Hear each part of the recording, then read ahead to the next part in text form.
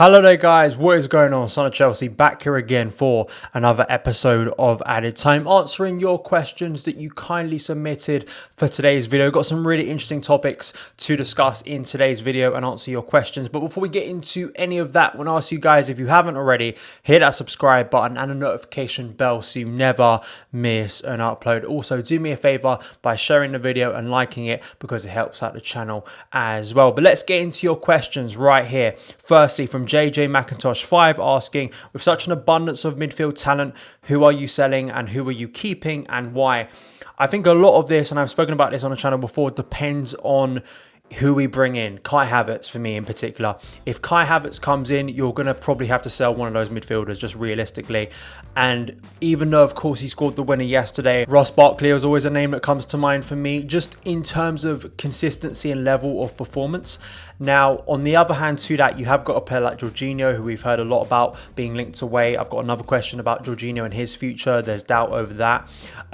Those are probably the two players I'd pick out, just based on what Lampard's system's going to be, because Lampard clearly wants to play now it looks like a holding defensive midfielder and two maybe number 8s bombing forward attacking wise in front of that, and that could impact a player like Jorginho, whilst Ross Barkley could find himself as a regular feature in Lampard's squad. So I'd probably go with Ross Barkley because I think financially Chelsea are guaranteed a profit on Ross Barkley when they sell him, if they sell him. So that's the player, and particularly if Havertz comes in, I could see a player like Barkley moving on personally.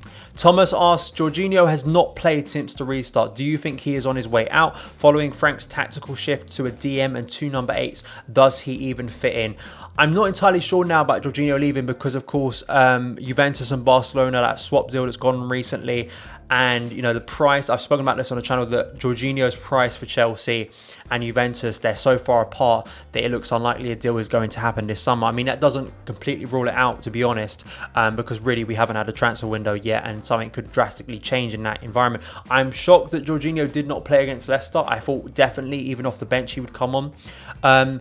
He definitely can still have a part to play. I mean, if you are playing a deeper midfield, I think, say for instance on Wednesday, I could see Jorginho playing a part in that game, because it's going to be a game Chelsea are probably going to have a lot of the ball, dictating play, trying to break down West Ham like we were earlier in the season. It's going to be much more like a home game, like the Aston Villa game was. I can't see West Ham coming out and pressing us quite intently, because then there'll be space in behind for players like Pulisic to run into. So on a game like that, Jorginho is a very essential player still for me. He can be key in finding those progressive passes. I mean, Kante was brilliant, I think, in parts against Aston Villa, but sometimes he can still play passes a little bit sideways when Chelsea need to move the ball forward when we're trying to break down a low block. And I still feel that Jorginho, especially with Billy Gilmour going to be developing, going to have his ups and downs, I think a player like Jorginho is someone that Lampard, I think, still wants for a senior figure in the dressing room. Daniel Sinclair asks, where are you playing Werner and Pulisic next season if Pulisic continues his form to the end of the season? If Pulisic continues his form, he's going to be a regular starter under Frank Lampard, there's no doubt. If he keeps on scoring goals, keeps on being influential, you just can't not play him at the moment because he brings so much to Chelsea. Even yesterday, even though of course he didn't score or assist, he still, for me on the pitch, was Chelsea's brightest player for the period he was on the pitch. I think that would mean that potentially Timo Werner would go more centrally in a front three actually, and would be competing with Tammy Abraham. Of course, there was a lot of discussion early on about potentially Tammy and Werner playing together. That very much could still happen. It's a long way till we start next season, so a lot can still happen in terms of potentially if Pulisic could get injured again, or form wise could drop, Tammy's form could increase once again, he could score a lot of goals from now to the end of the season. You never know. Darren asks, where do you see Chelsea within the next 3 years? Would we still be competing for 4th or battling it out with City and Liverpool to be the best team in England? Difficult question to answer. There's so many variables, unpredictable things that can happen over the next couple of years. You know, players who are signing, coming in and actually having a positive impact. Signings don't always work out, as Chelsea know. Also, Frank Lampard's tactics, how it works. Things going well in terms of team harmony, injury, suspensions. So many things are up in the air. I would like to think within the next 3 years Chelsea are going to progress. I mean, I do still think it's a little bit hopeful to expect Chelsea to be in a title challenge next season, because I just look at Man City. If they're not in the Champions League next season, I think it's likely that they'll be really pushing for the Premier League again. Liverpool have got such a good setup now to really go and dominate the Premier League. It's going to be tough next season. Of course, I want to see an improvement next season. season. I think Chelsea shouldn't be still slugging it out for the 4th place. We should be going for that sustaining 3rd place and really trying to get closer to Man City and Liverpool next year.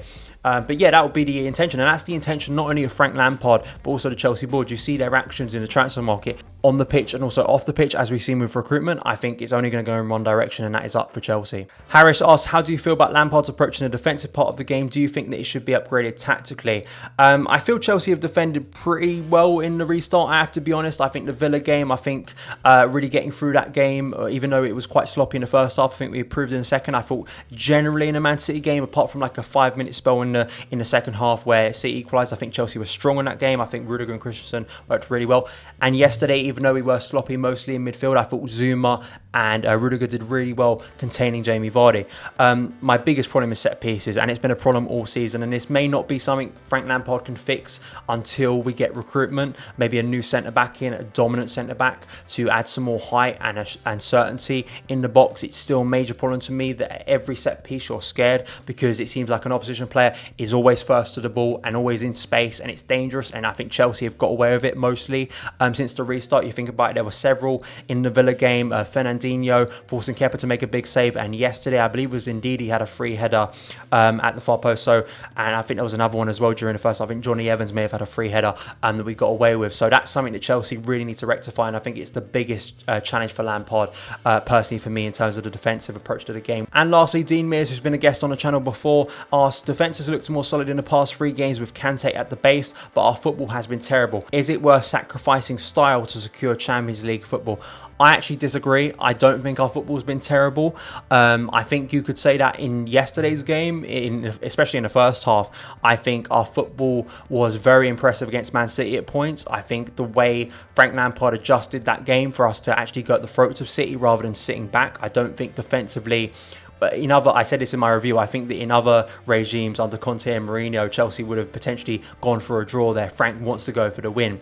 I think Pulisic has looked really influential when he's come on. I think at points Barkley has as well. Kante adds to the attack as well. I think there's been some nice interplay and nice movement by Chelsea. I think you also need to understand we've been away from football for 3 months, so there's going to be that sluggishness within there as well. I don't think it's about sacrificing style. I think Chelsea are a progressive team now. I think we're looking to move forward. I think we're looking to be attacking.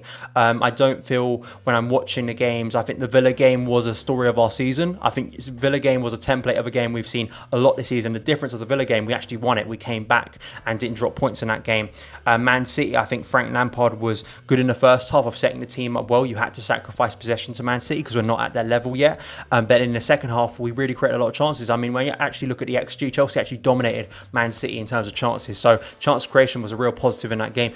Yesterday, yes, was a scrappy game, but you're going to get those games, and it's something that I'm sure people have criticised Chelsea this season of not winning ugly, if you want to call it like that. Chelsea haven't won many 1-0 games this season when we haven't been at our best, and that's something that's impressive. So for me, it's not about sacrificing style. Chelsea have got style, Chelsea have got flair. Sometimes you're not always going to be at your best, especially in the current circumstances. So I don't feel it's one or the other at the moment. I think Chelsea can still play stylish football with the players we have, and as well secure Champions League football. So that is it for this episode of Added Time. Thank you guys so much for submitting your questions and for watching today's video. If you did enjoy it, hit that subscribe button and the notification bell so you never miss an upload. Follow me on Twitter @SonOfChelsea. Have a great day, and I'll see you again.